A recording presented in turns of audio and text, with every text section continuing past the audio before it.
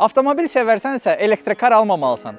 Amma həmin elektrikar Taycandısa mütləq almalısan. Vaxtsız dizaynı olan bu avtomobil əslində 10 il əvvəl dizayn olunub. 2015-ci ildə hazırlanan bu dizaynda avtomobil əslində Taycan yox, Porsche Mission E adlanırdı.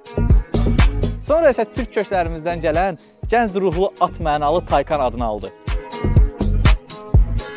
Ən güclü versiyasında 1093 at gücü verir, 2.2 saniyə yüzü yığır və 290-a qədər sürətlənə bilir. Məni Alman hazırlayıb deyərək 2 ötürücülü elektrik mühərriki yerləşdirilib. 0-dan 100-ə qədər sürətlənməni birinci, ondan sonra davamını isə ikinci ötürücü nəzarət edir.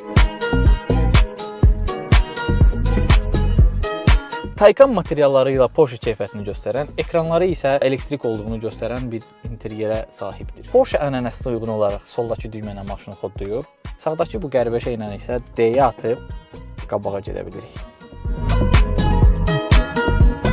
Ən vacibi 800 voltluq elektromobildir.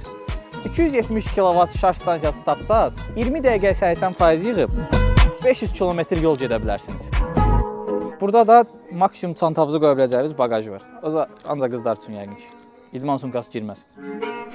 Bəlkə də elə düz deyirlər. Əgər həqiqətən elektrikli maşın almaq istəyirsənsə, maşın düzəldə bilənlərdən almalısan. Yəni məhz Taycan almalısan.